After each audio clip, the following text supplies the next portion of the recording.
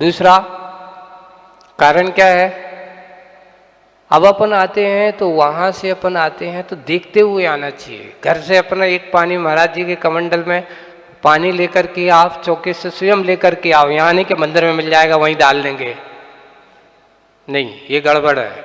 उससे क्या होता है, रास्ते में देख करके आओ कोई अशुद्धि तो नहीं पड़ी हुई है ना। कोई मान लो अभी बरसात का समय है, किसी ने मेंढक है, कोई छिपकली है, कोई चूहा है, अगर महाराज जाते समय ये दिख जाए तो उनका लाभ हो जाता है, उपवास हो जाता है। अगर रास्ते में ये दिख गया तो मरा हुआ कोई बिल्ली है, कुत्ते हैं, संगी पंचेंद्र जी, कोई चिड़िया है, ये अगर उनको आहार के समय दिख जाए और उस समय रास्ते में दिख जाए तो क्या होता है, अंतराय नहीं, अलाभ हो जाता है। मुनिराज के लिए है ये, लक्ष्य की विधान नहीं है ये, है ना। आरिकाओं के लिए भी विधान बताया गया है। और उसके बाद कभी कभार कुछ और होता है, ये बात होती है, ऐसी आती है, मान लो मोहल्ला में पास पड़ोस में रहते हैं, कोई किसी की गमी हो गई, कोई का स्वर्गवास हो गया, मान लो उसकी यात्रा वगैरह जा रही हो, वहाँ मोहल्ले में रुदन आदि का कार्य चल रहा हो, तो ऐसे कार्य अगर हो रहे तो इसकी जानकारी हमें पूरी रखना चाहिए पड़गान करने के पहले, ये देख करके। और फिर हम देखते हुए ये सब निरीक्षण आदि करते हुए हमें यहाँ आना चाहिए, आकर के पड़गान करना। अब पड़गान करना तो महाराज ये नियम थोड़ी है, महाराज की विधि बड़ी अटपटी हो सकती है, ये मत सोचो। एक आचार्य से हम लोगों से कहते थे, देखो आगम में साधु के लिए हर तरह से अंकुश लगाया है, लेकिन आहारचर्या में अंकुश नहीं लगाया। उससे कहा कि उसके ऊपर छोड़ दिया कि तुझे अपने विकल्प के अनुसार कैसे लेना है, कोई भरोसा नहीं है। आज महाराज सोच लेंगे कि अगर आज जो यहाँ नहीं, आज तो मैं वहाँ जो खड़ा होगा वहीं जाऊँगा, ये भी विधि हो सकती है। वृत्ति परिसंख्यान नाम का जो व्रत होता है, 12 तपों में 12 तप में एक वृत्ति परिसंख्यान होता है। वृत्ति परिसंख्यान का अर्थ क्या होता है, अच्छे से सोच लेना। आप लोग भी चौकी लगाने वाले, आज मैं इसलिए बता रहा हूँ कि कभी ऐसा हो तो आप लोग आश्चर्य मत करना, कभी भी मन में ऐसा विकल्प हो सकता है पड़गान करते समय। और प्रायकर अष्टमी चतुर्दशी पर्व आदि के दिनों में ऐसा प्रायकर आचार्य से हम लोग वृत्ति परिसंख्यान वगैरह लेते रहते थे। वृत्ति परिसंख्यान व्रत ले लिया, आज इतने ही ये कलश आदि है, जो फल आदि है ये बनाते हैं, इनका निमित्त बनाते हैं। कभी कभार प्राय कर ऐसे कहाँ जाऊँ कैसा जाऊँ, तो आचार्य जी कहते ये दुविधा में मत पड़ो, मन में विकल्प करो, कौन बुला रहा है चले जाओ, विकल्प ले लो कि आज जहाँ ऐसा होगा वहीं जाऊँगा। ये मत सोच लें कि इनके 4 दिन से खाली है, इनका 10 दिन से खाली है, ये विकल्प नहीं है। जब वृत्ति परिसंख्यान होता है तो किसका पुण्य बुलाता है, कोई नियम नहीं चलता वहाँ पर, ये कोई नहीं है, चाहे सेठ जी हो, चाहे नगर सेठ हो, चाहे कोई भी हो। उसमें तो जब मन में विकल्प बना लिया कि ऐसा जहाँ मिलेगा वहाँ पर जाऊँगा। एक और है, एक प्रायकर आचार्य श्री और हम लोग संघ में ऐसा नियम लेते थे कि चौके में चले गए, पड़गान हो गया, है ना। आप लोग सोचोगे कि अब तो महाराज के आहार हमारे पक्के हो ही गए, बिल्कुल नहीं। जब तक महाराज खड़े ना हो जाए तब तक महाराज के हाथ पक्के मत समझ लेना, प्रतीक्षा करना।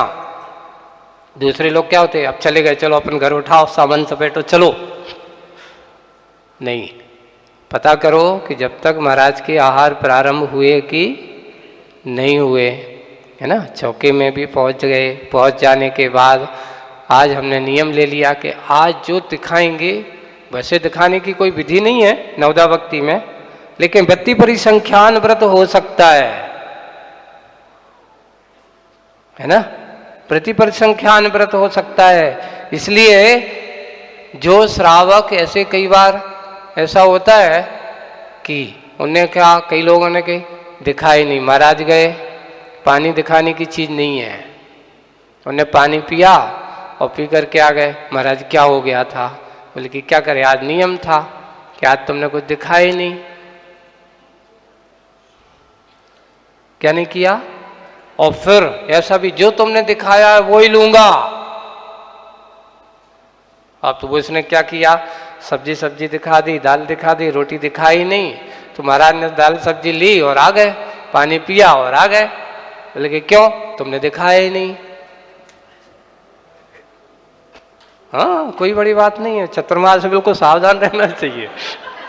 अभी भी कोई हो सकता है, कोई आश्चर्य की बात नहीं है ना। कोई अगर ऐसा कर देवे ना तो तुम ये बस सोचना कि ऐसा कब पहली बार हो रहा है, तो होता ही नहीं है ऐसा। भगवान महाराजों के मन के कोई भरोसा मत समझ लेना। एक बार और देखो, आचर्षि कभी मीठा नहीं लेते है ना, तो आचर्षि ने सुनाया कि एक बार हम राजस्थान वहाँ थे और चौके बहुत लगे, तो वहाँ पर पड़गान हो गया। आज मैंने उस दिन नियम ले लिया कि जहाँ रसगुल्ला दिखाए जाएंगे वहीं पर आहार करूँगा। अब रसगुल्ला खाना तो है नहीं है ना, लेकिन व्रती परिसंख्यान बहुत बड़ा है ये व्रत, इसके बारे में कोई सीमा नहीं है।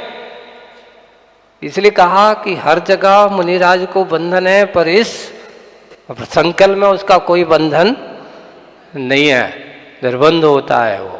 आचार्य श्री इसलिए कहते भाई इसमें मैं कुछ नहीं कहता, तू अपनी इच्छा से देख, आहार चर्या के विषय में तू स्वयं निर्णय लेना है, मैं नहीं बताऊंगा कि कैसे करना है। अपने अपने सोच, अपनी शक्ति को देख करके अपने आप को स्वयं करना है। तो वो ले लिया। हुआ है उस दिन पूरे घूमा, घूमने के बाद जाकर के देखा 3-4 जगह। उस समय आचर्षि का ऐसा नियम नहीं था कि एक ही जगह से, पहले तो उसके बाद तो फिर एक ही चौके का नियम कर दिया था। कुंडलपुर के चतुर्मास के बाद की बात है, मुझे शायद 52, उसके बाद से फिर एक ही चौके में जाते, उसके बाद फिर दूसरे चौके में जाते ही नहीं थे। तो ऐसा भी हो सकता है। एक बार का प्रसंग है, कुंडलपुर की बात है। एक व्यक्ति बालक था, दिल्ली में पढ़ा, उसने आईएएस परीक्षा पास की। देखिए वो आया, गुरुजी आपके आशीर्वाद से हमारी आईएएस क्लियर हो गया है ना, और आशीर्वाद। तो उसी समय घंटी बज गई, और घंटी बज गई तो वो कहता है महाराज नवोस जल्दी जा रहे हैं, आहार देना है, कपड़े बदलना है, बदल करके। आचर्षि ने मन में विकल्प कर लिया कि आज जहां वो खड़ा होगा वहीं जाऊंगा। देखिए मन में विकल्प कर लिया, आज जहां वो खड़ा होगा वहीं जाऊंगा। आचार्य श्री पूरे कुंडलपुर में पूरे राउंड लगा लिया, वो कहीं नहीं दिखा। अब जबकि वो खड़ा है, देखो अंतराय कर्म के जब तीव्र उदय आता है तो ऐसा आता है, वो पड़गान कर रहा है। पर होता है क्या कि भीड़ भाड़ हो जाती, तो वो जब पड़गान कर रहा हो तो कई लोग अति भक्ति में आते हैं, तो वो आगे आते तो वो पीछे हो जाता। तो वो आचार्य की दृष्टि में आया नहीं, और आया नहीं। आचार्य ने 2 राउंड लगा दिए, अब तीसरे राउंड की बात तो नहीं हो सकती। उन्होंने वापस आए और मुद्रा छोड़ी और ध्यान पर बैठ गए। अब वो दौड़ा दौड़ा आया, महाराज जी हम तो बड़ी दूर से आए थे कि आज गुरु जी के आ रहे, आज आपका लाभ हो गया। तो आचार्य कहते अरे भैया तू खड़ा कहाँ था? आचार्य मानसम के पास ही तो खड़े थे, उनके चौके में, उसने नाम बताया। बोले कि मैं 2 बार निकला, 2 ही बार नहीं दिखा। सोचो ऐसा होता है अंतराय कर्म में। अपन सोच करके जाओ, वृत्ति परिसंख्यान मन में आचार्य ने निर्णय कर लिया कि जहां वो खड़ा होगा आज वहीं पर, अब बदलना तो नहीं है। सोच लिया तो सोच लिया, आकर के उपवास कर लिया, बैठ गए।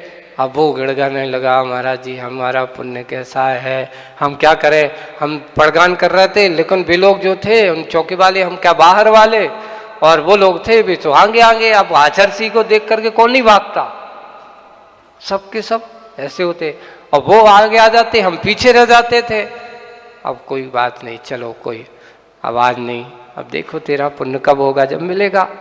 अब वो कहते जो कुछ भी हो, अब तो हम कल आहार दे करके ही जाएंगे। अब वो फिर कल दूसरे दिन आहार हुआ, उसने आहार दिया और वहीं पे हुआ, ऐसा कोई जरूरी नहीं है। पर इतना है कि इस प्रकार के वृत्ति परिसंख्यान पड़गान की विधि में बहुत सारा है। नवदा भक्ति शुरुआत कहाँ से करना? पड़गान करना। अत्र जैसे पास में आ जाए तो क्या करना चाहिए? तिष्ठ। और सबसे जब खड़े हो जाएं तो आपको सबसे पहले शुद्धि बोलना चाहिए। क्या बोलना चाहिए? हम खड़े हुए नहीं, तुम तो चालू हो जाते राउंड, है ना? खड़े हुए नहीं और तुम क्या करने लगते?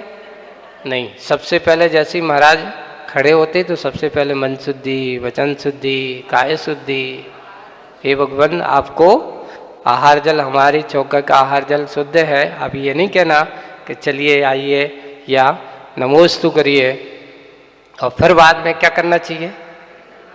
अच्छे से देख करके नीचे कहीं चीटियाँ ना हो, नहीं तो आपके महाराज अभी भी लौट। अब हम क्या करते, भक्ति वसात होते तो बिल्कुल नीचे दिखते नहीं, छोटी छोटी जीव चल रहे हैं, चीटियाँ चल रही हैं, कोई गंदगी पड़ी है, कपड़ा पड़ा है, हरी है, उस पर पैर नहीं रखना, गंदगी आदि अगर जहाँ अपन खड़े होते तो पहले देख लेना चाहिए साफ सुथरा है कि नहीं है ना? तो हरी वगैरह ना हो, ये सारा देख करके। अगर उस समय आचार्य जी कहते हैं कि साधु के लिए बहुत सारे इंस्ट्रक्शन दिए हैं, 46 दोष विनाश कुल श्रावक तने घर असन को, ये कहा ये सारे दोषों को टालना है। अब महाराज जी, आप लोग, कई लोग कहते हैं कि आप लोग यहाँ बैठे, यहाँ जैसे लाइट जल रही तो आप अंतराय नहीं मानते, लोग चौकी में लाइट जल रहा है तो अंतराय है, तो वहाँ हम आहार करने थोड़ी जा रहे हैं। यहाँ अभी आहार की चर्या नहीं है, तुम लोग अपनी सुविधा के लिए कर रहे हो, है ना? वैसे तो ये भी देखो दोषपूर्ण है, लेकिन फिर भी यहाँ आहार चर्या में 46 दोष टाल करके करना वहाँ जरूरी है। वहाँ किसी प्रकार का आरंभ नहीं चलेगा। आपने पहले जो कर लिया है, जब साधु पहुँचे तो उनके सामने किसी प्रकार का कोई कार्य नहीं होगा, तो इसलिए भी वो जरूरी है। अंगार दोष मान जाता है कि लाइट चलना, पंखा चलना। अब आज के समय में महाराज, अंगार दोष से पहले क्या होता था कि लोग चूल्हे पर रोटी या वो बनाते थे, है ना? तो उसमें अच्छी अग्नि बहुत धधक रही है, ज्वाला निकल रही हैं, दिख रहा है, तो ऐसे स्थान पर वहाँ पर वो आहार नहीं करते। अब तो अग्नि नहीं बची, सब तो काय के ज़माने में आ गए, गैस के ज़माने पे आ गए हो। जब से गैस आया तब से ही आदमी की गैस बढ़ी है। हाँ, दिमाग खराब हो रहे हैं। पहले के आदमी अग्नि की पकी हुई रोटी खाते तो बहुत स्वस्थ रहते थे। आज बीमारियों का आमंत्रण का कारण सबसे बड़ा यही है कि हमारा खान पान अब सुप्रासुक नहीं रहा, दूषित हो गया, उसी का परिणाम है। तो पड़गान करके अच्छे से नवदा भक्ति के आइए। अब पड़गान किया, महाराज जी हमारे गृह की ओर प्रस्थान कीजिए, आइए। अब ये नहीं कहता कि भोजनशाला में चलिए, है ना? और अच्छे से आराम से आगे पीछे देखते हुए। और एक और बात है, कई लोग क्या करते हैं कि महाराज पड़गान हुआ, चलिए, और स्वयं पीछे हो जाएंगे। महाराज को पता कि तुम्हारा घर कहाँ है? महाराज को पता है क्या? आपका कर्तव्य है इस समय महाराज के पीछे नहीं, किस समय महाराज के आगे चलना है और किस समय पीछे चलना है। उस समय कहा कि जब भगवान महाराज का विहार हो तब तुम्हें क्या चलना है, और जब महाराज का आहार हो, जब तुम्हारा दिन आगे का है, महाराज का दिन पीछे का है। समय सबका अलग अलग है, इसलिए सबको कैसे होना चाहिए? आगे रहना चाहिए। कुछ लोग कहते हैं पीछे पीछे हो जाएंगे, नहीं, आगे उनको लेकर के अच्छे से देखते हुए, अच्छे से निरीक्षण करते हुए, वहाँ पर अपने घर पर जैसे ही पहुँचे तो अब आप कहेंगी आइए महाराज गृह प्रवेश कीजिए। क्या करना चाहिए? अब हमारे गृह में क्या करो? अब गृह प्रवेश कर दिया तो फिर आएगी, घर में आज होती है फिर भोजनशाला, तो अब भोजनशाला में क्या कीजिए? प्रवेश कीजिए। और जब भोजनशाला में प्रवेश हो गया तो आप लोग, सबसे बड़ी गलती नवदा भक्ति पड़गान यहाँ तक चला पहली। दूसरी भक्ति आती है उच्चासन।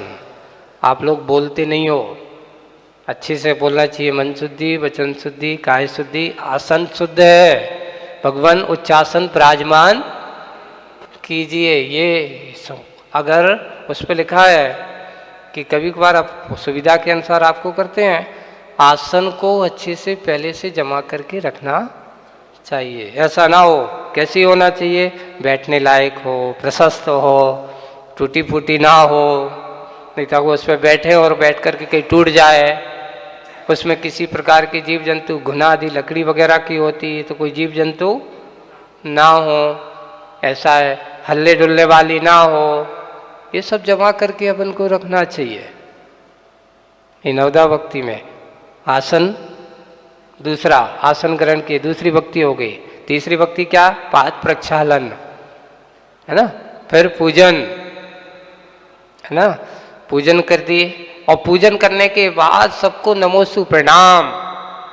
पांचवी भक्ति क्या है, प्रणाम, नमोस्तु करना उनको, कि भगवान पूजन के बाद अपन, कई लोग पूजन करते उठाए रखे और गंधोदक पाद प्रक्षालन करते हैं, तो गंधोदक भी अपने माथे पर लगाना और लगा करके नवदा भक्ति को बारे में और विशेष रूप से इस दाता के 7 गुणों का वर्णन बताऊंगा कल, आज तो समय हो गया। इसके बाद फिर पूजन हो गई, पूजन के बाद प्रणाम, प्रणाम के बाद फिर मन शुद्धि, वचन शुद्धि, काय शुद्धि, यहाँ तक आगे कितने, 8 हो गए। हमारा आहार जल शुद्ध है जो हमने अच्छे अपने हाथों से बनाया है। और पहली बात एक और ध्यान रखना, जिनने बनाया वे तो हो जाते एक तरफा, और जिनने कछु नहीं किया वे हो जाते हैं आगे। तो किनको बुलवाना है शुद्धि, तुमने तो कुछ किया ही नहीं, तो क्या शुद्धि है तुम्हारी, है ना। तो घर वाले जो स्वामी हैं उनको आगे करिए, जिन्होंने पूरा सुबह से काम किया है तो उनकी शुद्धि बोलना है। इसलिए कई बार हम लोगों से कहते कौन है, कौन का चौका है, हमें पता ही नहीं चलता, तो ये भी पता चलता कि भाई चौके वाले ये हैं, तो उनको आगे करके कि भी शुद्धि बोले, और आप सब लोग भी अपनी शुद्धि बोले, ऐसा नहीं कि बिना शुद्धि बोले। तो इस प्रकार ये क्या लगती हैं, नव पुण्यई, नवदा भक्ति। ऐसी नवदा भक्ति करके आदिनाथ वृषभ देव महाराज को किसने, श्रेयांश कुमार ने अपने महल में जाकर के और आहार चर्या के लिए, आज उसका साथी से पुण्य का उदय है। और ऐसे आगे की बात अपन समझेंगे कि जब उनके यहाँ आहार हुआ तो कैसा माहौल रहा, इसकी बात करेंगे बाद में। आज बस इतना ही। बोलिए परम पूज्य आचार्य गुरुवर श्री विद्यासागर जी महाराज।